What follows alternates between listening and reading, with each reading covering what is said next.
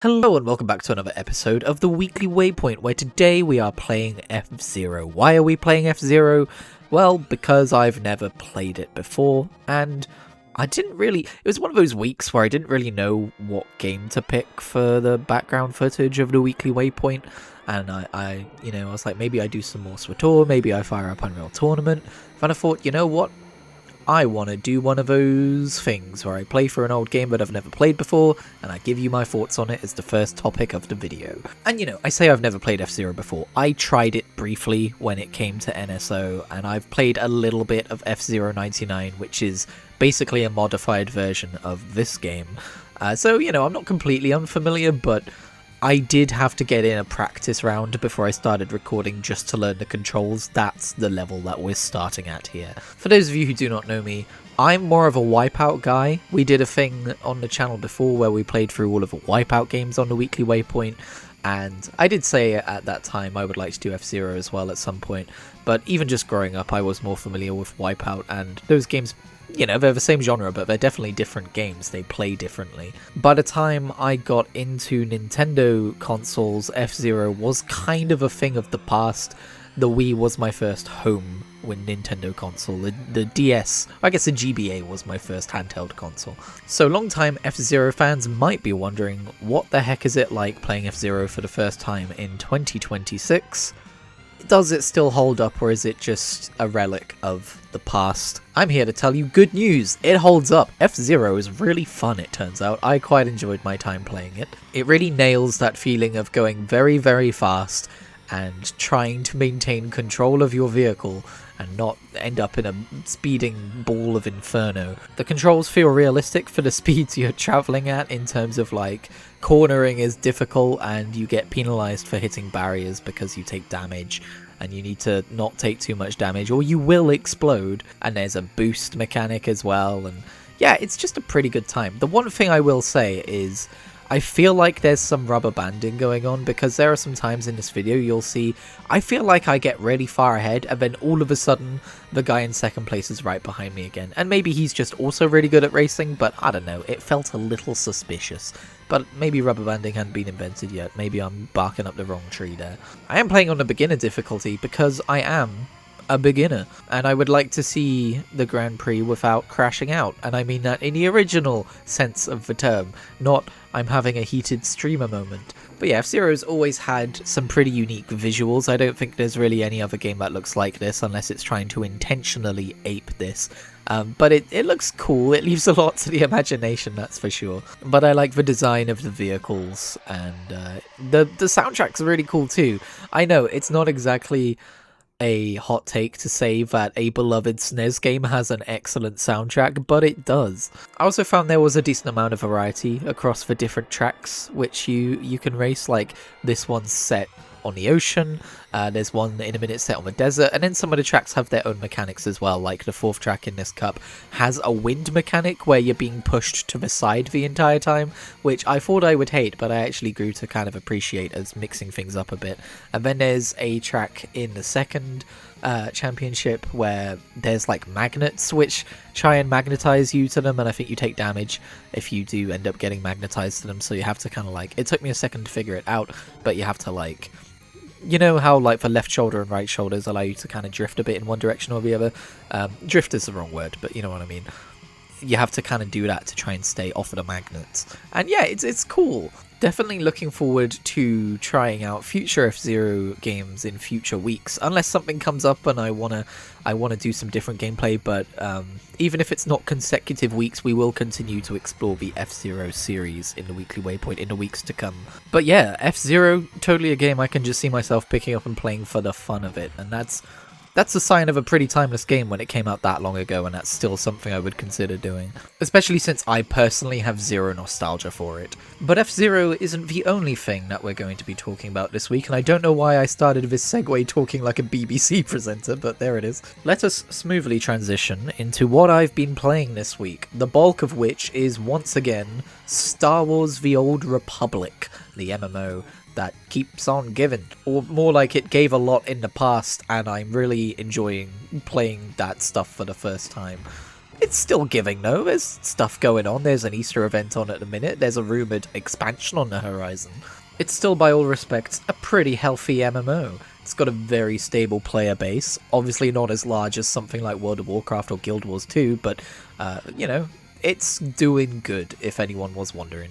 I mean, it's one of the only reasonably popular MMOs that you can find a Steam page for that has very positive reviews instead of mixed, because people play it for thousands of hours and get disillusioned, which is what normally happens on most MMO Steam pages. 4,000 hours played, not recommended.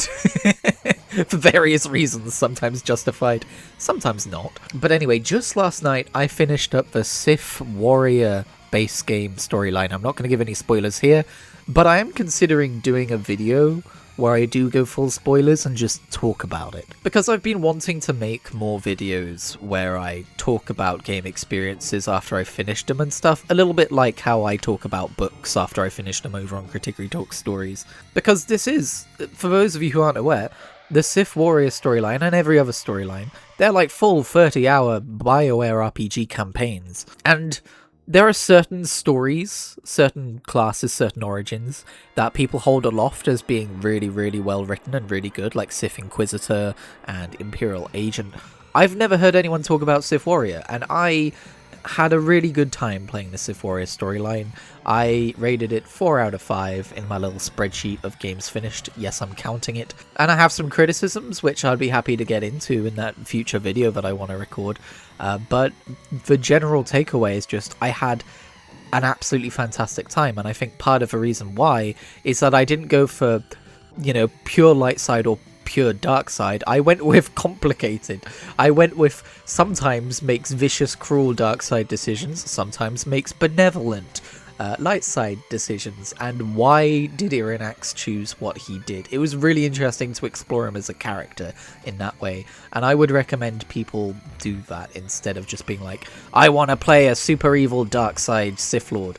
Unfortunately, and I've seen this across all of SWTOR so far, their interpretation of that kind of character just seems to be a little bit edgelord, and you know, if you're gonna make a one-dimensional character, you're gonna get a one-dimensional character. But you know, I'm a big fan of role-playing games. I've played a lot of them. I've finished even some of them.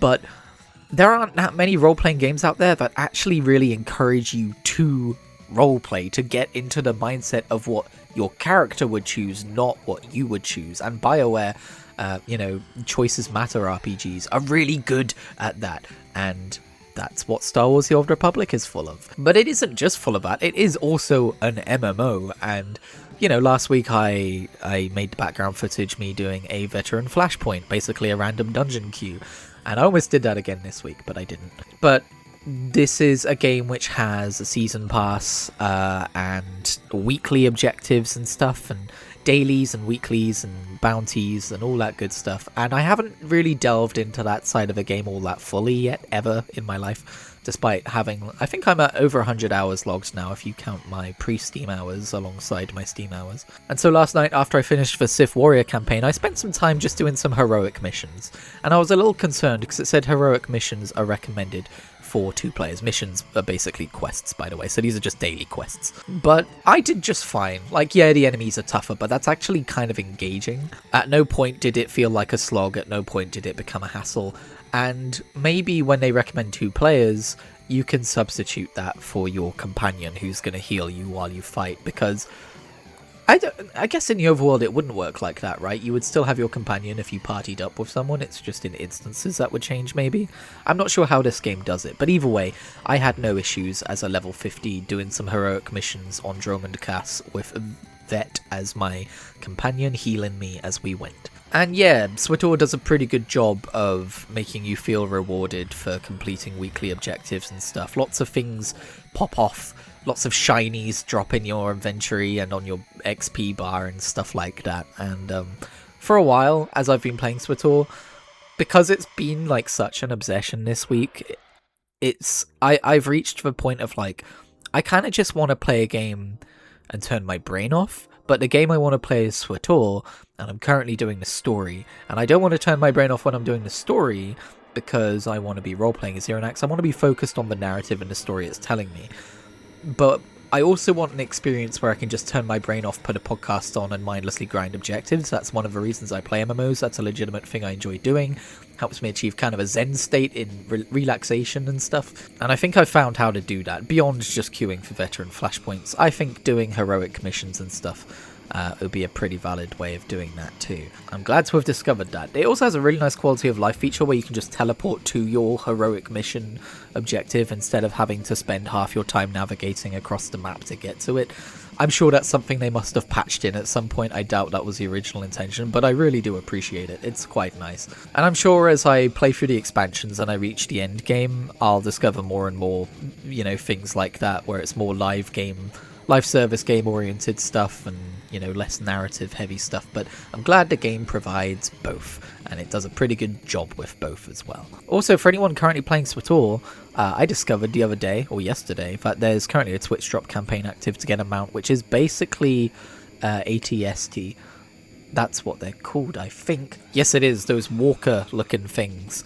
It's not actually called an ATST in this timeline, in this part of a timeline. It's called something else, but that's basically what it is. So that's a pretty cool mount to get. Unfortunately, I have to watch 5 hours, but I just had it on my phone in the background across the room, and I grabbed that. So for anyone who's like, ooh, that interests me, there you go. Unfortunately, you can't get it from watching me stream, because I stream on YouTube, and I have been streaming some SWTOR recently, as you may have noticed. I decided to start a Dark Side Jedi Consulate, and I know I just said I think it's more compelling when you make choices based on the character instead of arbitrarily a light side or a dark side. So she's dark side focused. She might make some light side decisions at some point, I don't know. But the idea is that that's my dark side Jedi character.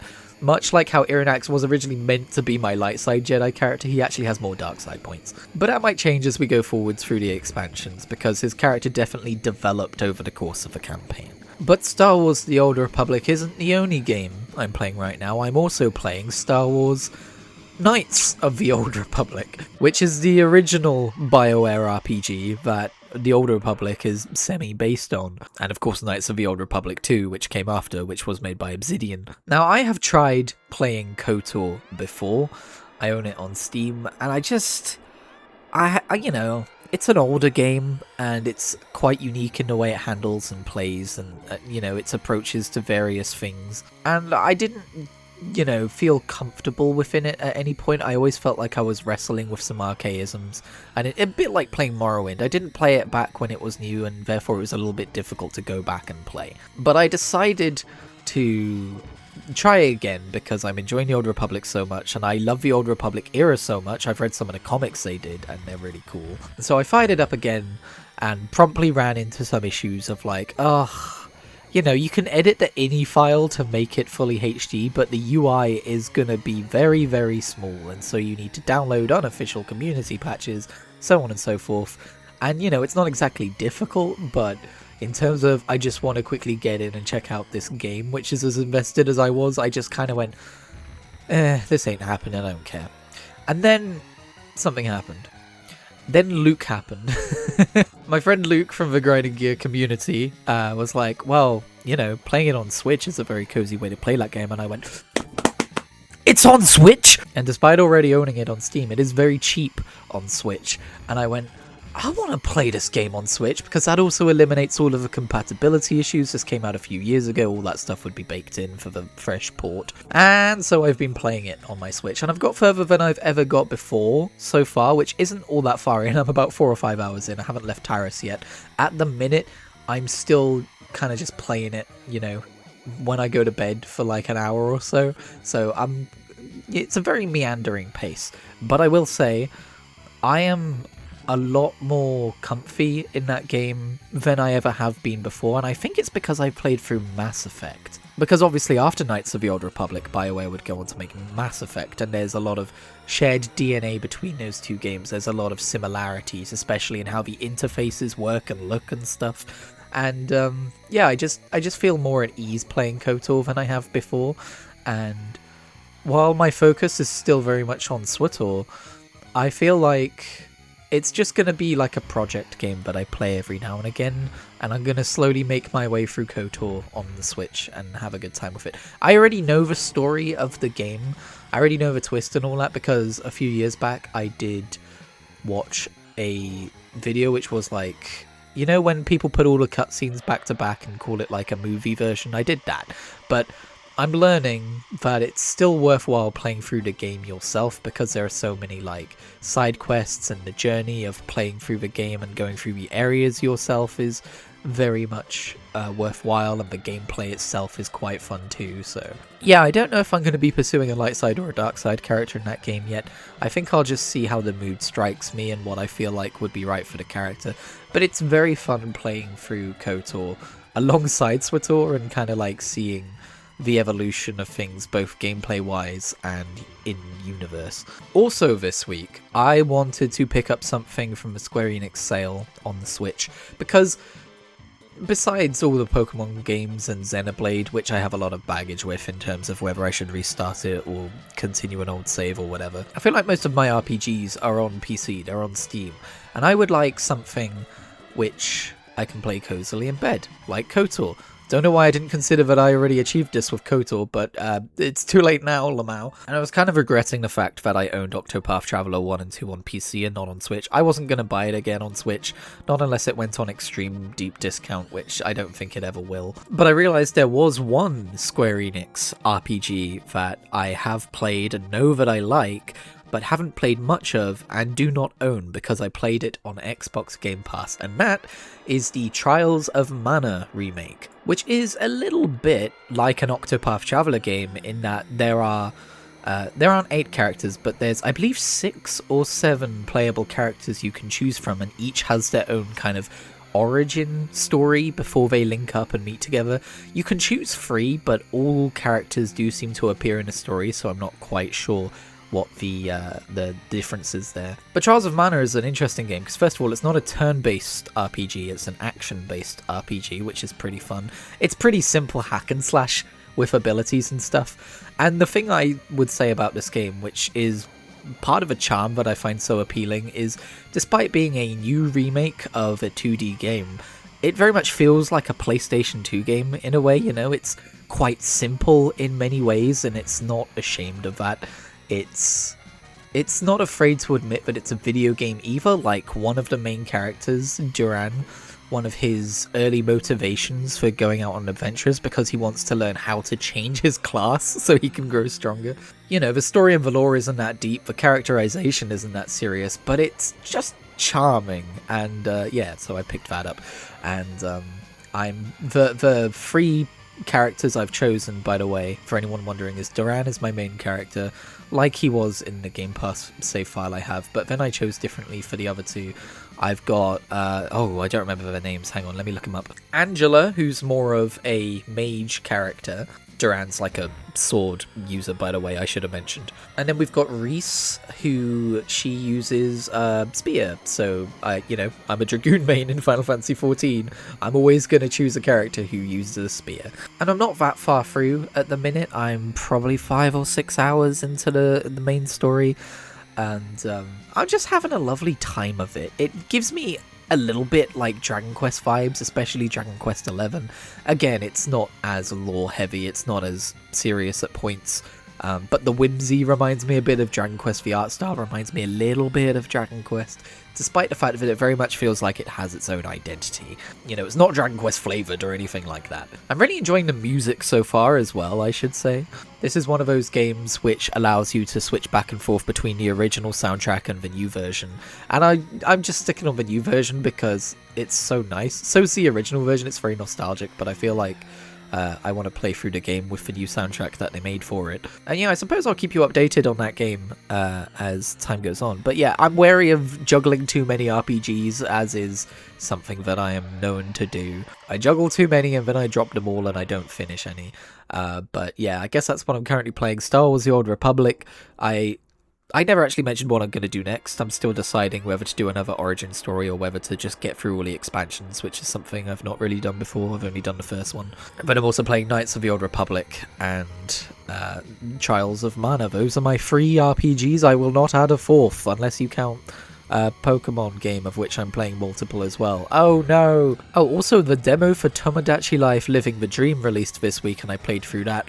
It's quite a limited demo and quite a short one, but it did allow me to get a general gist of the game, and you're allowed to make your first 3 islanders and stuff like that. And yeah, that's a very fun game. It very much feels like Tomodachi Life, but evolved and new and stuff. And my first 3 villagers are Kritigri, myself, and I like to go with fictional characters for Tomodachi Life because I just think it's weird if I make a simulation of all of my friends and then some of them start dating each other who wouldn't in real life. I know I have a certain amount of control over that, but it still feels weird. So for my second character, I've gone with the 11th Doctor, and for my third character, I've gone with Vin from Mistborn. I don't know how many Miis you're allowed to have in a single save file in the full version of the game. I'm hoping it's a lot, because I really do want to populate that place with a lot of people from some of my favourite fictional worlds. However, I'm not sure I'm gonna pick up Tomodachi Life on launch, just because I've already got a few new games that I'm playing at the minute. And despite really wanting Tomodachi Life, finances be finances in this modern world. So we'll see how things shake out. But I didn't plan on getting Pokopia at launch, did I? Currently I'm just trying to live week by week instead of planning out an entire month in advance. So we'll see. Maybe if I hold off on buying snacks for the next couple of weeks.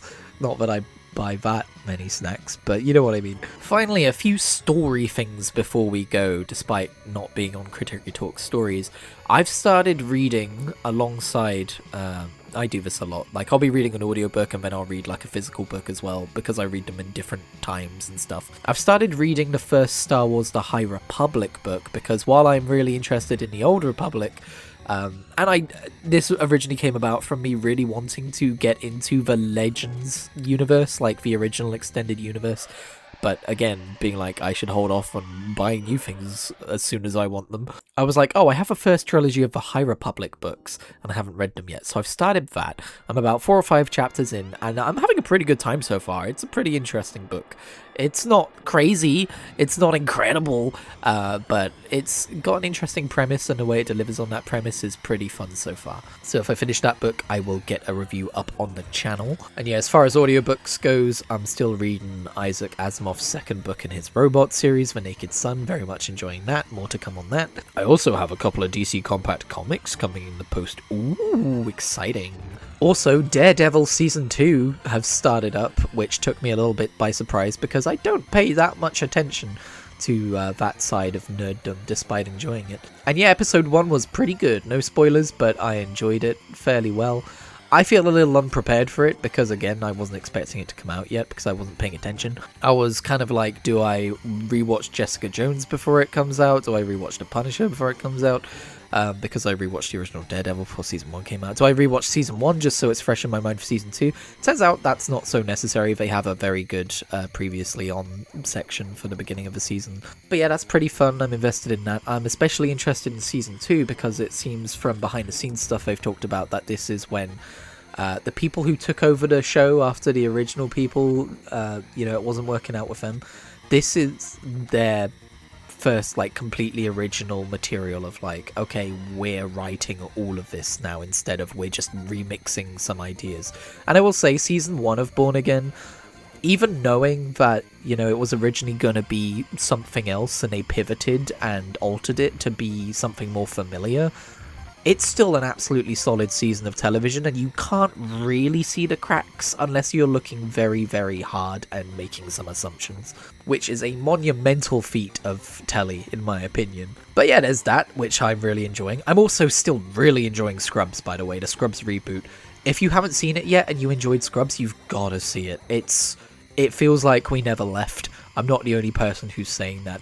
And it's really good. I am exceptionally fond. Scrubs is a very important show to me. It kind of I watched it at a very formative time in my life, and I wouldn't say it formed my opinions about the world or anything, or helped form them even, but it felt very relatable in many respects, despite the fact that I was a teenager and this was a show about adults working in a hospital. It examines human emotions and the human condition and stuff very well, and the mix of comedy and tragedy is just unmatched. It's the best in television. And for the new Scrubs show to be matching the original in terms of quality and storytelling and comedy and tragedy and stuff, I'm just so fond. I don't know if I'm going to make a video about it when the season wraps up, because I don't really know what else there is to say.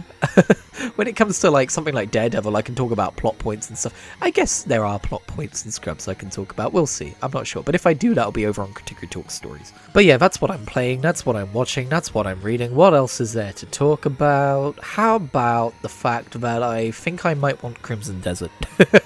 I've tried Black Desert a few times, which is the MMO, and that doesn't do it for me. I've tried. And I might try again at some point, given my renewed interest in this series, I suppose. But just something about it, I bounce off it every time. And it's one of those games where it's like, I couldn't tell you what it is that makes me bounce off that game off the top of my head. But I will download it and play it, and after like half an hour, I'll uninstall it and be like, oh yeah, okay, that was it. Bit like Path of Exile for me in that respect. But Crimson Desert is their single-player sequel, and I didn't think I cared, because again, I haven't played Black Desert, and you know, I heard some stuff about Crimson Desert where it's trying to be everything, and it seems like it's kind of a mess. But I watched Nerdcubed, damn him, put out a video of his gameplay of it, and it looks like it's trying to be everything, and it's a giant mess, and that's really fun. The only thing I think I wouldn't like about that game is the overly complicated control scheme, because I'm bad at games which have unique control schemes, and if I put them down and come back to them a few months later, I'm going to feel alienated. But it looks like a game where it's got like this really expansive and beautiful world, and the fact that there's so much to do and no direction kind of makes it feel like the ultimate exploration game, because you're like, what's this about? What's going on over here? Why can I do this? And I don't know. I'm not going to pick it up right now or anything for similar reasons to Tomodachi Life. And also, I don't know how well my PC could run it. I've got a 3060, but it looks very intensive. But I do like the idea of it. Maybe to compromise, if I do feel a real hunger for it, I will just try Black Desert again, and I'll try and keep more of an open mind about it and play more of it. Because I have heard that despite being a single-player game, Crimson Desert is similar to Black Desert in many respects. And it's interesting because I'm always talking about being a story-first gamer. This is a game series which isn't very good with story. You're not really there for the story, you're more there for the gameplay and the exploration and the world and stuff like that, and I've realized I respect that. That's fine. Not every game has to be super hardcore narrative focused. I think after I played through Final Fantasy XIV a few years ago, up to Endwalker and stuff, I thought, oh, this is what video games should be, this is what I want out of my video games, I want really meaningful stories. That's why I started getting super into RPGs more than I already was. But I think I'm realizing now that I'm a little bit further away from that experience, that while I really do love a good story in a game, it doesn't have to be a game with a really good story for me to appreciate it. Anyway, I'm gonna pass you over to real-time commentary Kritigri for a moment, because he's got something to say. And while I do that, I'll catch you afterwards. How about that?